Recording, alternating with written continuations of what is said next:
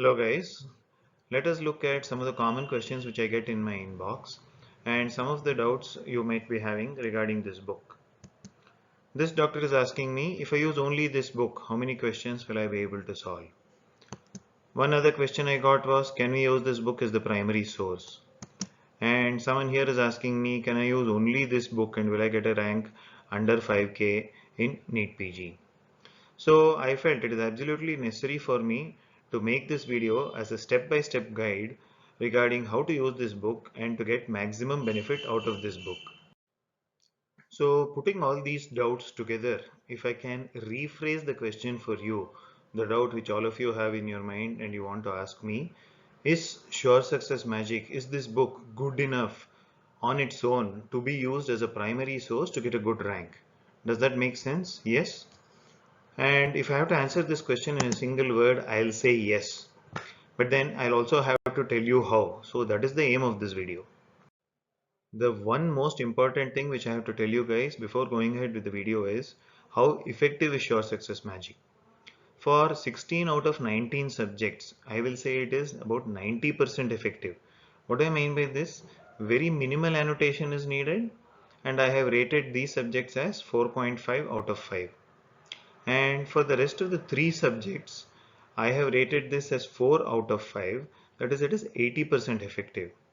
I don't mean to say that the book is weak in these subjects. Rather, it can be supplemented with maybe a little more annotation, some faculty notes, or more inputs from the videos so that you can understand better. So I don't want any FOMO to be there with respect to these subjects also. So I have made this video very well structured. I have talked about how to use each subject in the book, any extras needed for any subject in the book, so that, like I said, no FOMO should be there. How to integrate subjects into system-wise study, how to derive maximum benefit from the book. So the two most important things here I would say are annotation and MCQs. I've talked about this in detail, and any other comments or gyan which I feel will help you in the right direction. This is a template which I have used for describing each subject in the book. Let us take an example of the entire book over here. As you know, the book contains 1085 pages. Oh, now you are wondering and getting worried, so many pages to study, but it is actually only 900 pages. In fact, less than that, 897. So how do you get this number? See, there are a total number of 1132 images in the book. So in one page, see, there are two columns. So I fit in 3 images in one column, 3 images in the other column. That makes 6 images per page. So for 1132 images, we need about 188 pages. That is the amount. So if you subtract 188 from 1085, you will end up with 897. So around 900 pages of material is very manageable for 19 subjects. When I talk about more than 1100 images along with the crisp and concise notes in the book, these images are what we call as stock images, or the typical images. Cherry red spot, typical fundus photo. Basal cell cancer, typical photo. Egg of Trichuris trichura, typical photo. Gaucher cell, typical photo. The photo which will actually, or the image which will actually appear in the exam. You get what I mean, right? So these are the kind of images. When I say more than 500 mnemonics, this also includes memory aids, something which you're reading the text, you find something which I've given in red or sometimes in bold and italics and underlined. As you read the text, you will know, okay, this is something which this guy has made it easy for us to remember, because it is kind of confusing, or it is kind of volatile, what we call, something which can be easily forgotten. I'm not talking about long, huge sentence mnemonics. No, no. See, with due respect to all teachers, some of them give you some mnemonics which are so difficult. To remember the mnemonic, you will need one more mnemonic. Okay, this is not like that. These are very simple. You don't have to know too much of English to understand these mnemonics. Just simple. As you read the text, you will be able to understand. Starting off with the first subject, anatomy. Anatomy, as you know, here is a combination of embryology plus anatomy, which I have given one after the other.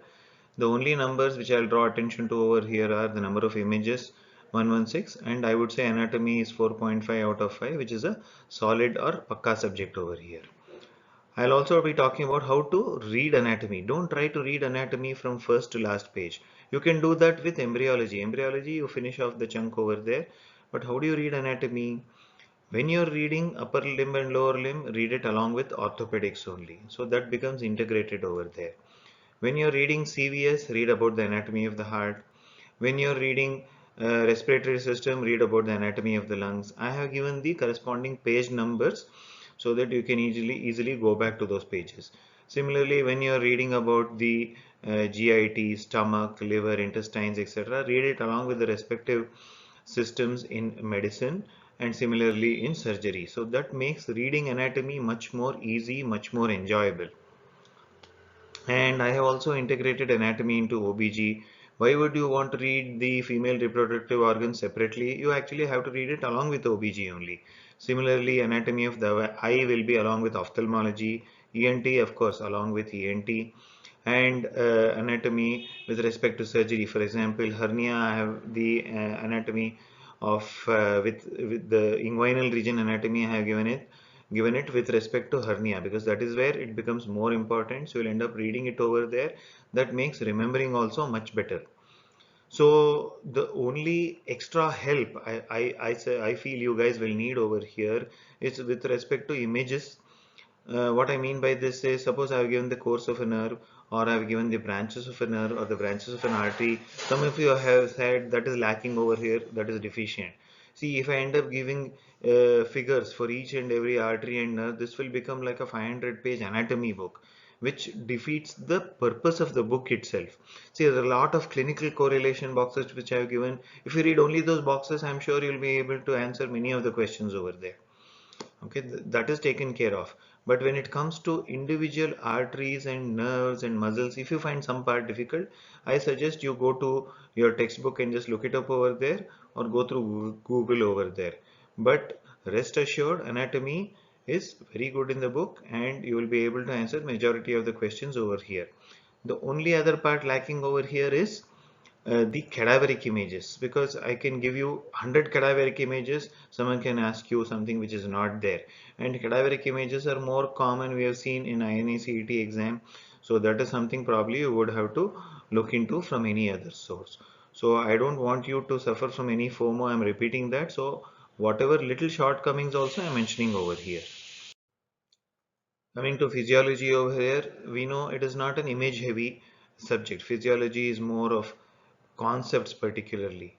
So what I have given over here, the theory, you will be very well able to answer a lot of stuff from the given theory over here. You will be able to understand a lot of stuff also. Then why I have given here a 4 rating, that is because some concepts in physiology may be difficult for some people to understand. For example, for me, if I read about the lung capacities and volumes and look at the image of spirometry or spirogram, I can very well understand it. But that may not be the same for very many people. Or similar maybe with respect to action potential, or with respect to fluid flow through the nephron. Some people may have to take the help of your rapid revision videos over here to understand the subject better. The theory, of course, you can rely on this. Once you see the video and understand better, you will be able to rely on the theory here, and maybe a little bit annotation if you feel something is lacking. Otherwise, like I said, rest assured, the theory over here is good and will definitely help you. So when it comes to biochemistry, Pakka subject over here, solid, nothing to be worried about. Lot of images because now it is more of clinical correlation questions, images of Cazel's collar, images of scurvy, images of bite hot spot, images of alkaptonuria, Gaucher cell. All these are there under the respective topics. And the reactions which are there, which are necessary to understand the text, also I've given it over here. I have reorganized biochemistry a little bit, giving vitamins in the beginning, more high yield stuff in the beginning, because that is how it is these days. So many questions about vitamins are asked even in the recent NEET PG. There is a national INICET mock recently, free for all. I answered that, and it was by let us call it Sparrow to be non-controversial. There is a question on megaloblastic anemia. Image of hypersegmented neutrophil was given, and they asked, This is due to which vitamin deficiency, and this vitamin is a cofactor for which enzyme. So under B12 I have given the that B12 is a cofactor for methionine synthase. So if you have read this here correlated with the image over there, it should be easy for you to answer. Starting off with the second year subjects, microbiology, as you see over here, consists of general microbiology, bacteriology, virology, mycology. I have given parasitology and immunology as separate detailed chapters over here. And the only number I want you to see over here is the number of images. A good number of clinically relevant images are there. So, is there something else I can think of? No, not really. So, I would say if you have covered micro from here, you are pretty much, sorted and prepared. So, another solid subject over here. As we all know, the second year subjects are probably the most important subjects when it comes to any entrance exam, more so than final year subjects. Why is that? Because micro, patho and pharmac, of course, along with PSM, form a major chunk of any exam paper. If you ask me to single out one subject out of these four, I would say pharmacology, almost equal to pathology. Pathology is slightly different. I'll talk about it when I come to pathology. When it comes to pharmacology, it is more like an octopus, Hardcore pharmacology as such is over there, but it also has some amount of pharmacology is there in anesthesia. You can get a question there. Some amount of pharmacology is there in psychiatry. Some amount in ophthal, for example, anti-glaucoma drugs. Some amount in OBG, and similarly so on and so forth. So pharmac as such can be read separately or in an isolated manner also. What I mean by this, you can read about anti-TB drugs, be done with it. You can read about antiemetics, be done with it. You can read about diuretics, be done with it. It is like you can cover a good portion of pharmacology there itself. Of course, you can always integrate it during the first reading or later along with your systems or along with the respective topics in medicine, but you can finish a good chunk of pharmacology in pharmacology itself. And I can't really think of anything more to say about pharmacology in Sure Success Magic. It is, except for the fact that it is solid and you can rely on it. The one subject which is closest to mathematics in your entrance preparation will be forensic medicine and toxicology. Why is that? 2 plus 2 equals 4. In FMT also it is very well defined. Antidote for this poison is this. Which of the following is a cardiac poison? This. This image depicts what? Abrasion, bar, bruise, bar, in the laceration, etc. So that way it is very well defined. And for the last very many years I have seen that most questions or almost all questions of FMT can be answered from the book. Nothing more to see over here. It is solid. Just go for it. Pathology, I would say, is a giant of a subject. If you ask any topper, any faculty, which is the one subject which they feel will add value to all other subjects, it is pathology, because it is true. Pathology is there in every specialty, in every subject. In the book, I have given general pathology very well, and lab medicine that would cover your urine analysis, CSF analysis, synovial fluid, pleural fluid analysis, and such things with the relevant images. Hematology, solid again, what I have given. Genetics, I have subdivided it, pathology into hematology and genetics as separate chapters, because those become more self-sufficient when you read them separately. What about systemic pathology? This is something which many of you ask me. Is systemic pathology missing? No, no. Systemic pathology is very much there. I have integrated it into the respective systems. What I mean by this, like I said, lung cancer is under pathology of lung cancer is under oncology. Pathology of stomach cancer again is under oncology. Pathology of Barrett's esophagus is under esophageal carcinoma. Similarly, pathology of various topics are under, not only neoplasia, pathology of various topics are under the respective topics, be it in medicine, be it in surgery, or be it in OBG. That way reading it becomes much easier. Let us take an example of MI, for example. There is a question on an image of MI, and which in the recent NEET PG, I think, which stage of MI or how many days after MI is this. Now imagine if I had given MI separately in pathology, it becomes difficult. Since I have given it under the topic MI, reading it, understanding it, and applying it in a clinical question becomes much more easier. PSM is one subject which has considerable overlap with a little bit of medicine, a little bit of OBG, a little bit of pediatrics, a little bit of microbiology also. That makes it a very important subject. So what I have given you in this 28 pages over here is hardcore PSM, which is like a must know. Okay, I have however rated it as 4 out of 5 because trying to condense the entire textbook of Park into 28-30 pages we know is impossible, and questions can be asked from any corner of the book, however clinical it may be, the exam may be. Even in the NEET PG recently there was an unheard of question which came, so there is always scope for that. So there is similarly a scope for annotation in PSM, a scope for addition of little material. So I would suggest that you go ahead and do that. Ophthalmology is an image heavy subject. I have given a good 107 images over here, all representative stock images, and it is a pretty solid subject in the book. Nothing really extra needed over there. Just go ahead and use it. You will be able to solve almost all of the questions in the exam.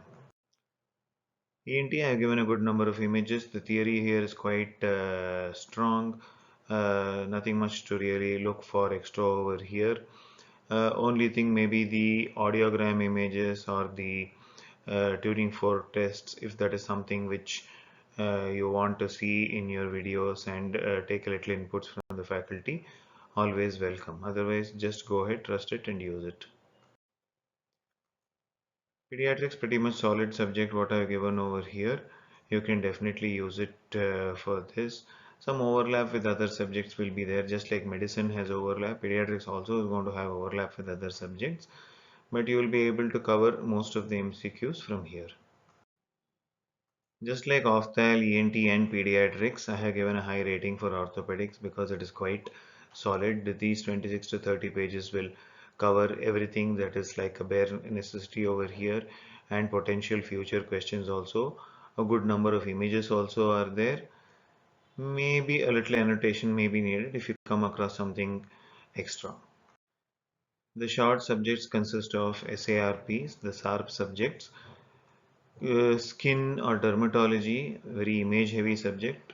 I have given a good number of images over here, very crisp, concise theory which will help you to cover almost all of the possible questions in this topic. Just go ahead and use it. Anesthesiology, not too many images over here, but the off late images are being asked even from anesthesia. I've given them crisp, concise theory within these 24 pages. Just go ahead and use it. Very minimal annotation may be needed. Radiodiagnosis in combination with radiotherapy and nuclear medicine given as separate chapters.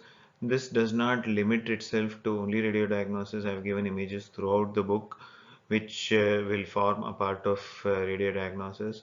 Very clinically oriented questions over here.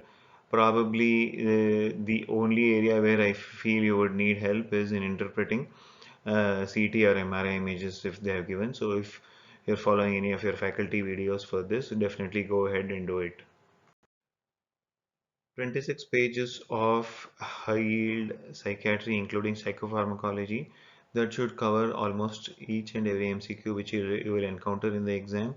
One more point to note in psychiatry is that for each disorder I have given a patient example or a case summary first and then describe the disease below it. Hardly any book out there does this. Of course, this is not the era of books, I know. It is all about online. But then this is something which will help you immensely in understanding the subject and remembering and recalling it easily because no one reads so much of psychiatry during MBBS. OBG now is a major subject from where more number of questions are asked, so the more number of pages over here. So this is also quite robust and strong over here, which will help you to answer most questions in the exam. Minimal annotation may be needed. A good number of images also are there. After OBG, the next major subject we come to is surgery. Again, more number of pages because more number of MCQs are expected from surgery. The book again covers most of the high yield stuff will help you to answer a lot of questions. Minimal annotation may be needed. If there is one subject out of the 19 subjects for which you can never finish the preparation, it is for medicine, because medicine is so vast and limitless. But if you see here, the number of pages are lesser because medicine has a lot of overlap from many other subjects, including pharmacology. So medicine, what I have given in the book is definitely strong, and you can definitely go ahead and use it. But then medicine questions are claimed by many other specialties as theirs. Pathology will say it is theirs. Sometimes surgery will say it is there. Sometimes microbiology will say it is there. Ultimately, medicine is medicine only because of the union of all other subjects. So this book will definitely help you for that. Good number of images also are there. Now that I've spoken about all the 19 subjects, I would say 17 subjects are solid, rated 4.5 out of 5 as I said. Probably the two subjects where some extra effort would be needed are for PSM and physiology. I have been talking about minimal annotation or very minimal annotation in this video for few subjects. So where do you annotate this from? All of you are solving QBank modules, yes.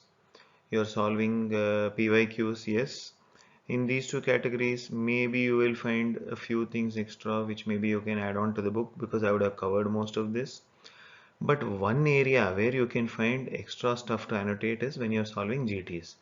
An example is the recent National INICET mock by Sparrow, which I had solved.